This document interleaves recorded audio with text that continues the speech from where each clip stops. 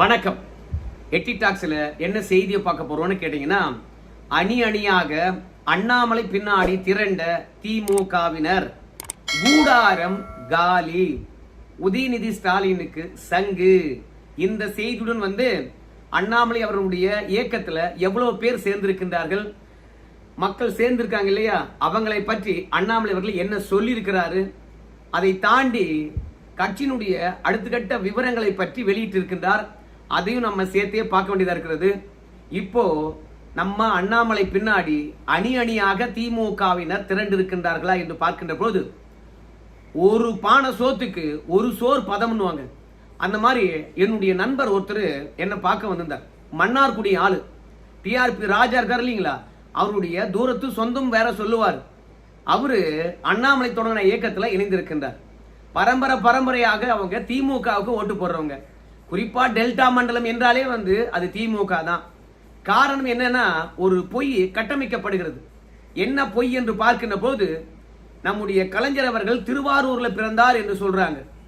அதனால கலைஞர் குடும்பமே திருவாரூர்ல பிறந்திருப்பதனால மண்ணின் மைந்தர்கள் என்ற அடிப்படையில டெல்டா மண்டலம் முழுவதுமே நம்ம திமுகவுக்கு போற வழக்கம் இருக்கிறது. ஆனால் கலைஞர் அவருடைய தந்தையாரும் கலைஞரும் ஆந்திராவில் பிறந்துதான் இங்க வந்தாங்க. ஸ்டாலின் வேண்டுமானாலும் தமிழகத்துல பிறந்திருக்கலாம். ஆனா கலைஞரும் அவங்களுடைய தந்தையாரும் எங்க ஆந்திராவிலிருந்து வந்தாங்க அப்படின்னு ஊருக்கே தெரியும். ஆனா திருவாரூர்ல பிறந்தாரு, திருவாரூர் தியாகராஜ குளத்துல போய் உட்கார்ந்து எனக்கு கல்வி மறுத்து விட்டார்கள் என்று பள்ளிக்கு எதிராக போராடினாரு. மண்ணின் மைந்தனுக்கே கல்வி இல்லையா, ஒடுக்கப்பட்ட சமூகத்தில் பிறந்தால் படிக்க கூடாதா என்று கேட்டார்னு கதை வசனம் எழுதி அந்த மண்ணின் மைந்தனாகவே கலைஞர் மாறிவிட்டு இருப்பதனால இங்க டெல்டா மண்டலம் முழுவதுமே திமுக கூடாரமாக மாறி போய்விட்டது. அதை அப்படியே பயன்படுத்தி அங்க இருக்கக்கூடிய திமுகவினரும் தொடர்ச்சியாக வெற்றி பெற்றுக் கொண்டு வருகின்றார்கள். பொதுவா மக்களுக்கு ஒண்ணுமே பண்ண மாட்டாங்க. கலைஞர் பிறந்த மாவட்டம் சொல்லிக்குவாங்கன்னு வச்சுங்களேன். அதனால அங்க பூண்டி கலைவாணனா இருக்கலாம், டிஆர் பாலுவா இருக்கலாம், இல்ல டிஆர்பி ராஜாவா இருக்கலாம், பெருமைப்பட பேசிக்குவாங்க திமுக காரன்னு சொல்லிட்டு. ஒன்னும் பண்ண மாட்டாங்க. நான் திமுக மீது இருக்கக்கூடிய வன்மத்தினால் இதை பேசல. அண்ணாமலை இயக்கத்தில் இணைந்திருக்கக்கூடிய நம்முடைய நண்பர் சொல்றார், நாங்க பரம்பரையாக திமுக தான் ஓட்டு போட்டோம். ஆனா நாங்க அடைந்த பலன் என்ன? ஒண்ணுமே இல்லை. கலைஞர் பார்க்கணும், ஸ்டாலின் பார்க்கணும், உதயநிதி ஸ்டாலின் பார்க்கணும், எங்க தொகுதி எங்க ஊரே அப்படின்னு நாங்க கேட்கலீங்க. ஆனால் எங்க ஊரினுடைய மண்ணின் மைந்தன் டிஆர்பி ராஜா என்ன பண்ணார்னு கேள்வி இருக்கா இல்லையா? யாராவது ஒரு மாற்றம் வராதா அப்படின்னு எதிர்பார்த்தோம். விஜய் வந்தாரு, அவர்லாம் எங்க வெற்றி பெற போறாருன்னு நினைச்சதுனால நாங்க விஜய் இயக்கத்துல சேரலைங்க. ஆனால் விஜய் வெற்றி பெற்ற பிறகு அண்ணாமலை வந்திருக்கின்றார். விஜய்க்கு என்ன திறமை இருக்குன்னு தெரியுங்க, அண்ணாமலைக்கு என்ன திறமை இருக்குன்னு எங்களுக்கு தெரியுங்க. அதனால விஜயே வெற்றி பெறுகின்றார் என்றால் அண்ணாமலை கள போராளி. அதனால அவரு நிச்சயமா வெற்றி பெறுவாரு, மாற்றம் தருவாரு. விஜய் இடத்துல இருந்த எங்களுக்கான வாய்ப்பை நாங்க தவற விட்டுட்டோம். ஆனா அதற்காக அண்ணாமலை இடத்துல இருக்கிற எங்களுடைய வாய்ப்பை நாங்க தவற விடல அப்படின்னு சொல்லிவிட்டு, இனிமே இளைஞர்களுடைய காலம்தான். அதிமுக திமுக அவ்வளவுதானுங்க, முடிஞ்சு போச்சு. நீங்க எங்க வேணாலும் போய் கேளுங்களேன். இனிமே விஜய்க்கு எதிராக யார் வருவாங்க அப்படின்ற கேள்விதான் இருக்குதே கண்டி. ஏன் திமுக இருக்குது, அதிமுக இருக்குது என்ற எண்ணமே வரலைங்க. அப்போ விஜய்க்கு எதிராக யார் வருவாங்க என்ற எதிர்பார்ப்பு இருக்கின்ற போது அந்த எதிர்பார்ப்பு ஏன் அண்ணாமலையா இருக்கக்கூடாது? அதனால நாங்க பரம்பரை திமுகவா இருந்தாலும் சரி, நாங்க அண்ணாமலையினுடைய இயக்கத்துல இணைந்து விட்டோம், எங்களுக்கான வாய்ப்பு கிடைக்கும் என்று நாங்க நினைக்கிறோம் அப்படின்னு உண்மையை போட்டு உடைச்சாருங்க. விஜய் அவர்கள் அவருடைய கவர்ச்சினால வெற்றி பெற்றிருக்கலாம் அப்படின்னு எல்லாம் சொல்லுகின்ற போது, அதையெல்லாம் தாண்டி திமுக மீது இருக்கக்கூடிய கோபம்தான் விஜய் வெற்றி பெறதுக்கான ஒரு வாய்ப்பாக அமைந்து போய்விட்டது. அதோட எடப்பாடி என்ற ஆளுமையானவர் தேர்தல் தருணத்துல 2 மாத காலம் தான் அரசியலே பண்ணார். அதனால அதிகப்படியா மக்களிடையே அவர் போய் சேரல. வெட்டலை சேர்ந்திருந்த அளவுக்கு கூட எடப்பாடி போய் சேரல. அதனால எடப்பாடி ஜெயிக்க மாட்டார் என்ற ஒரு எண்ணம் இருந்ததுங்க. அதனால திமுக வேண்டாம் என்றால் நாங்க எல்லாம் விஜய்க்கு ஓட்டு போட்டுங்க. ஆனால் விஜயனுடைய ஆட்சியை பார்த்துட்டோம், எதுவுமே சரியில்லைங்க. கொடுத்த வாக்குறுதியை நிறைவேற்ற வேண்டும் என்று நாங்க கேட்கலீங்க. ஆனால் அதிகாரிகளை வச்சு செய்யக்கூடிய வேலைகள் எத்தனையோ இருக்குல்ல, அந்த வேலையை கூட செய்யலீங்க. சட்ட ஒழுங்கு சரி பண்ணலீங்க. போதை பொருள் அதிகரித்து போச்சுங்க. கட்ட பஞ்சாயத்தும் நில அபகரிப்பும் அதிகரித்து போச்சு. படுகொலைகளும் கற்பழிப்பு புகார்களும் அதிகமா இருக்குதுங்க. எல்லாவற்றையும் விட ஒரு நாளைக்கு 10 முறையாவது மின்வெட்டு ஏற்படுதுங்க. மின்வெட்டு ஏற்படுமா என்று யோசிக்கின்ற தருணத்துல மின்வெட்டு ஏற்பட்டு போகுதுங்க. அடிப்படையில பயிருக்கு தண்ணி கூட பாச முடியலைங்க. அதனால இவருக்கு நிர்வாக திறன் இல்லை என்பதை விட அனுபவம் இல்லைங்க விஜய்க்கு. அதனால தான் இன்னைக்கு அவரு எதிர்மறையான விமர்சனத்தை சந்தித்து கொண்டு வராரு. பெருசா மக்களை சந்திக்கல. தமிழ்நாட்டில் என்ன பிரச்சனை இருக்குன்னு சொல்லிட்டு விஜய்க்கு தெரியலைங்க. ஆனா அண்ணாமலை தமிழ்நாடு முழுவதும் சுற்றுப்பயணம் செஞ்சிருக்காரு. தேசிய கட்சியில் இருந்திருக்கின்றாரு. அதனால அண்ணாமலைக்கு தமிழ்நாடு பிரச்சனையும் தெரியும், இளைஞர்களுடைய பிரச்சனையும் தெரியும். அதனால விஜய்க்கு மாற்று அண்ணாமலை தானுங்க. அண்ணாமலை கிட்ட எங்களுக்கு ஒரு வாய்ப்பு இருக்குன்னு நினைக்கிறோம், நாங்க அங்க போயிட்டுங்க அப்படின்னு சொல்லிட்டு இன்னைக்கு டெல்டா மண்டலம் முழுவதுமே வந்து 2ஆக பிரிந்திருக்குது. ஒன்னு விஜய், இன்னொன்னு வந்து அண்ணாமலை. அண்ணாமலை இன்னும் களத்துக்கு வந்தார்னா இன்னும் ஏகப்பட்ட பேர் சேருவாங்க. அண்ணாமலை இயக்கம் மட்டும்தான் ஆரம்பித்திருக்கின்றார். அவங்க கட்சிக்காரங்க வந்து வாட்ஸ்அப் மூலமாக நிறைய லிங்க் அனுப்புறாங்க. பல பேர்கிட்ட வாட்ஸ்அப்ல பேசி அனுப்புறாங்க. அதன் மூலமாக நிறைய பேர் சேர்றாங்க. அவங்க வந்து லிங்க் அனுப்பி அந்த குரல் பதிவு மூலமாக சேர்றதை விட அண்ணாமலை அவர்கள் வெளியே வந்தார்னா இன்னும் நிறைய பேர் சேருவாங்க. ஏன்னா திமுக மீது மொத்தமாக டெல்டா மண்டலத்தில் இருக்கிறவங்க நம்பிக்கை இழந்து விட்டார்கள். ஏன்னா அந்த மாவட்டத்தில் எந்த குடும்பம் கோல் வச்சுதோ அந்த குடும்பத்தில் இருக்கின்ற வாரிசுகள்ல மட்டும்தான் திமுகவில் மேல வர முடியுதுங்க. இன்னொருத்தருக்கு வாய்ப்பே இல்லைங்க. அதனாலதான் இன்னைக்கு திமுக மக்களிடையே அந்நியப்பட்டு இருக்கிறது. அவங்க என்ன வேணாலும் பண்ணலாங்க, ஆனா திமுக எழுந்து வராதுங்க அப்படின்னு திமுகவுக்கு பரம்பரையா ஓட்டு போட்ட நம்முடைய நண்பர் வந்து என்கிட்ட சொல்றாரு, அணி அணியாக அண்ணாமலை பின்னாடி டெல்டா மண்டலத்தில் இருக்கிறவங்க இணைந்து கொண்டு இருக்கின்றார்கள். ஆனால் டெல்டா மண்டலத்தில் இருந்து அவருடைய பிரச்சாரத்தை தொடங்கினார்னா நிச்சயமாக திமுகவுக்கு இருந்து ஒருத்தவங்க இருக்க மாட்டான், உண்மையை நான் சொல்றேங்க அப்படின்னு சொல்லிட்டு எங்க ஊர்ல யாரு திமுகவினுடைய பொறுப்புல இருக்கிறாங்களோ அவங்க மட்டும்தாங்க இருக்கிறாங்க, இது யாருமே இல்லைங்க அப்படின்னு வந்து நம்முடைய நண்பர் சொன்னாருங்க. அதனால தென்மண்டலம் மற்றும் மேற்கு மண்டலம், டெல்டா மண்டலம், இந்த மண்டலங்கள்ல அணி அணியாக வந்து அண்ணாமலை பின்னாடி திமுகவினர் இணைகின்றார்கள். ஏற்கனவே நம்ம பேசியிருந்தோம், திமுகவில் இருந்த ஒன்றிய செயலாளர்கள் ஒரே தருணத்துல 20,000 பேர் அடிச்சுக்கிட்டு போய் 113 ஒன்றிய செயலாளர்கள் தவேகாவில் இணைஞ்சாங்கன்னு சொன்னாங்க. ஆனால் அண்ணாமலை பின்னாடி நிர்வாகிகள் யாரும் இணையலைங்க, தப்பா சொல்லக்கூடாது. ஆனா தொண்டர்களா இருந்தவங்க திமுக விசுவாசிகள் அணி அணியாக சேர்றாங்க. இது அண்ணாமலைக்கு தெரியுமா என்னன்னு தெரியாதுங்க. பாத்தீங்கன்னா சொல்லுங்க அப்படின்னு என்கிட்ட சொன்னாங்க. நாம எங்க அண்ணாமலை பாக்குறோம் சொல்லுங்க பார்க்கலாம்.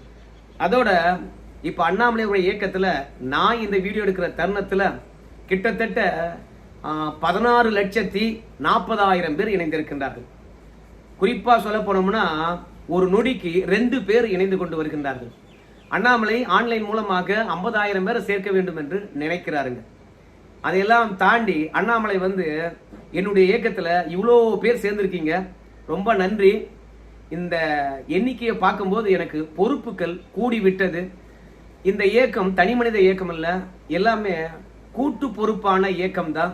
அதனால எல்லாரும் சேர்ந்தே வந்து தமிழகத்துக்கானவற்றை செய்வோம். இவ்வளவு பேர் இணைந்திருப்பது மாற்றத்துக்கான குரலாக நான் பார்க்கிறேன். உங்க நம்பிக்கை நான் சிதைய விட மாட்டேன். நிச்சயமா உங்களுக்காக பணியாற்றுவேன்.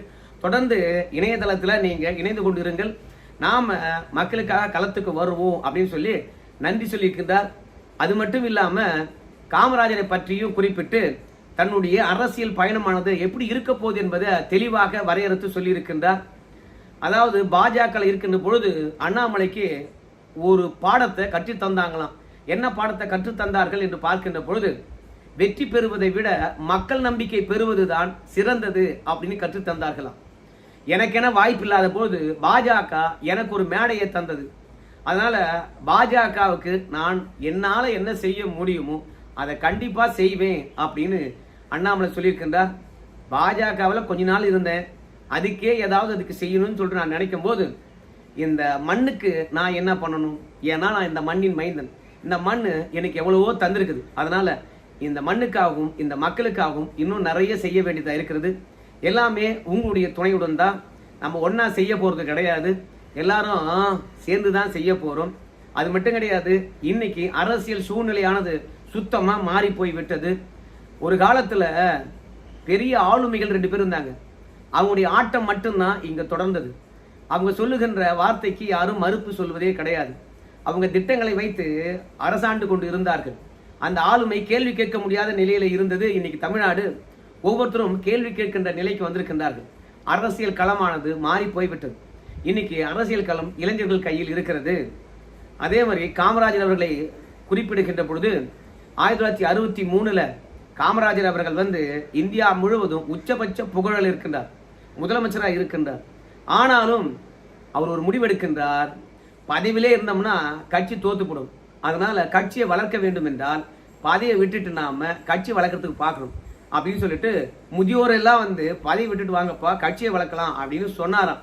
சொன்னது மட்டும் இல்லாம களத்துல இறங்கி போராடினாராம், மக்களுக்காக நின்னாராம், கட்சியை கட்டமைத்தாராம். ஸோ அவ்வளோ பெரிய ஆளுமையே களத்தில் நின்று போராடினா மட்டும்தான் மாற்றம் வரும் என்று நினைத்து போராளியாக களத்தில் இறங்குகின்ற பொழுது இன்னைக்கு வெற்றியை தாண்டி, கவர்ச்சியை தாண்டி, ஆளுமையை தாண்டி மக்கள் பின்னாடி களத்தில் நின்று போராடுவது மட்டும்தான் ஒரு தலைவனுக்கு சிறந்த அடையாளமாக இருக்கும். அன்னைக்கு காமராஜருடைய நெஞ்சில உதித்தது எனக்கு இன்னைக்கு உதித்திருக்கிறது. அதனால்தான் பாஜக விட்டு நான் வந்துட்டேன் அப்படின்னு சொல்லிட்டு இனி என்னுடைய பயணம் களத்திலிருந்து தான் போகும். விரைவில் கட்சி தொடங்குவோம். நீங்க நிறைய பேர் நம்முடன் இணைந்து கொள்ளுங்க. உண்மையை சொல்லட்டுமா, இது இளைஞர்கள் காலம். ஜல்லிக்கட்டு போராட்டம் உங்களுக்கு தெரியும், நம்முடைய பாரம்பரியத்தை மீட்டெடுத்தது. அந்த கனலானது இன்னும் எரிந்து கொண்டே இருக்குது. அதனுடைய மிச்சம் தான் நம்முடைய இயக்கம். அதை அப்படியே பின்தொடர்ந்து வழிநடத்தி செல்வோம் அப்படின்னு சொல்லிட்டு காமராஜர் மாதிரி களத்துல நின்று வேலை பார்க்க போறேன் அப்படின்னு சொல்லியிருக்கிறார். ஆமா, விஜய் அவர்கள் களத்துக்கே வர்றது கிடையாது. நான் ஜெயிச்சிட்டா ஒவ்வொரு ஊர்ல இருக்கக்கூடியவங்களையும் பார்த்து நன்றி சொல்வேன் என்று சொன்னாரு. இத இப்போது நிர்மல்குமார் அமைச்சர் இருக்கான்னு நினைக்கிறேன், அவர்கிட்ட கேட்கிறாங்க. அன்னைக்குதான் திமுக எஸ்ஓபி போட்டு உங்க தலைவருக்கு எந்த விதமான அனுமதியும் அளிக்கல மக்களை சந்திப்பதற்கு. இப்ப நீங்களே ஆட்சியாளராக இருக்கிறீங்க, காவல்துறை உங்ககிட்ட இருக்கிறது. இப்போ நீங்க மக்களை சந்தித்து நன்றி சொல்லலாமே என்று சொல்லுகின்ற போது எங்க தலைவர் ஒவ்வொரு ஊருக்கா வருவார், நன்றி சொல்லத்தான் வருவார், சும்மா வரமாட்டார். ஒவ்வொரு மாவட்டத்திலும் ஆய்வு கூட்டம் நடத்துவார். அந்த ஆய்வு கூட்டத்துல மக்களுக்கான திட்டத்தை கொண்டு இதுதான் உங்களுக்கான நன்றி அப்படின்னு சொல்லிட்டு ஒவ்வொருத்தையும் பார்ப்பார். அதற்கான கால நேரம் இருக்குது அப்படின்னு சொல்லியிருக்கிறாங்க. சீமான் சொன்னார், உங்க எல்லாருக்கும் தெரியும், திரையிலிருந்து நேரா அதிகாரத்துக்கு வந்துட்டீங்க, அதனால களத்துல நின்று போராடுகின்ற கஷ்டம் உங்களுக்கு தெரியாது. கஷ்டம் இல்லாம நீங்க முதலமைச்சர் ஆனதுனால கட்சியை காப்பாற்ற முடியாது, ஆட்சியை காப்பாற்ற முடியாது. களத்தில் நின்று போராடி பார்த்து தெரியும், இந்த அதிகாரம் எவ்வளவு வலிமையானது என்று தெரியும், அது எப்படி பயன்படுத்த வேண்டும் என்று தெரியும். போராடாம கிடைச்சதுனால அதை பற்றியான மதிப்பீடும் அதனுடைய அருமையும் உனக்கு தெரியலன்னாங்கல்ல, அதே மாதிரிதான் அண்ணாமலை. எதுவும் போராடாம கிடைக்காது, நிச்சயமாக என்னுடைய போராட்டத்துக்கு பெரிய பலன் கிடைக்க போது. நம்மளாம் ஒன்னா சேர்ந்து சாதிக்க தான் போறோம். ஏதோ 2 பேருக்கு பின்னாடி உலகமே இருக்குது என்று கடந்த காலங்களில் இருந்தாங்க பாரு, ஜெயலலிதா கலைஞர் மாதிரி. அப்படி கிடையாது. இன்னைக்கு ஒவ்வொருத்தரும் கேள்வி கேட்கின்றார்கள், அந்த கேள்விக்கான பதில் சொல்லணும். அதையெல்லாம் தாண்டி மக்களுக்காக களத்தில் நின்று போராடும், மக்களுடைய உரிமையை போராளியா இருந்து பெற்றுக் கொடுக்கின்ற பொழுதுதான் ஆட்சிக்கு வந்த பிறகும் இந்த மாதிரி உரிமைகள் நமக்கு இவரால் ஈடேறும் என்று ஓட்டு போடுவாங்க. நிச்சயமா களத்துக்கு வரேன், பணியாற்றுகின்றேன். என்னுடன் சேர்ந்து நீங்களும் பணியாற்றலாம். விரைவில் கட்சியுடைய பெயர், சின்னம், கோடி எல்லாவற்றையும் அறிமுகப்படுத்துவோம். தொடர்ந்து நம்ம இயக்கத்தில் இணைந்திருங்கள் அப்படின்னு சொல்றாங்க. கள நிலவரத்தை பார்க்கும்போது திமுகவினர் நமக்கான வாய்ப்பில்லை என்று சொல்லிவிட்டு இன்னைக்கு நம்ம அண்ணாமலை பின்னாடி அணி அணியாக திரள்கின்றார்கள். பனையூருக்கு போறதை விட பண்பாளர் அண்ணாமலை பின்னாடி போலாம். களத்தை தெரிஞ்சவர், அரசியல் புரிஞ்சவர், பல நாடுகளுக்கும் போனவர், சர்வதேச அரசியல், நம்ம நாட்டு அரசியல், நம்ம மாநில அரசியல் நல்லா தெரிந்தவர். அதனால அவர் பின்னாடி போறதுல தப்பு இல்லை அப்படின்னு சொல்லிட்டு பெரிய செலிபிரிட்டியா இருக்கக்கூடிய கூமாப்பட்டி தங்கப்பாண்டியா அவரே அண்ணாமலையுடைய இயக்கத்தில் தான் இணைந்திருக்கின்றார். அவர் சொன்ன வாசகங்களும் அதுதான். அண்ணாமலைக்கு எல்லா விதமான அரசியலும் தெரியும், மாநிலத்தை எப்படி வறட்சி பாதைக்கு கொண்டு போக முடியும் அப்படின்ற விஷயமும் அவருக்கு தெரியும். அதனால அவருடைய தலைமையில் இணைந்திருக்கின்றேன் என்று சொன்னார். ஸோ இந்த புரிதல் சாமானிய மக்களுக்கும் வந்திருக்கிறது என்று நினைக்கின்ற போது, இத்தனைக்கும் அவர் கார் ஓட்டுநர், அவரே சொல்றாரு, இன்னைக்கு டெல்டா மண்டலம் முழுவதும் ஒன்று விஜய், இன்னொன்று அண்ணாமலை தாங்க பிரிஞ்சு போயிடுச்சு. அண்ணாமலை இன்னும் களத்துக்கு வந்தாருன்னா நிச்சயமாக நம்ம விஜய்க்கு எவ்வளோ பேர் இருக்காங்களோ அவ்வளோ பேர் அண்ணாமலை பின்னாடி இருப்பாங்க. கொஞ்சம் பொறுத்து பாருங்க, விஜயை விட மிஞ்ச போகிறது அண்ணாமலை தான் அப்படின்னு சொல்றாங்க. களம் என்னவா இருக்கிறது, காலம் என்ன பதில் வச்சிருக்குது, எல்லாவற்றையும் பொறுத்து பார்க்கலாம். நன்றிங்க.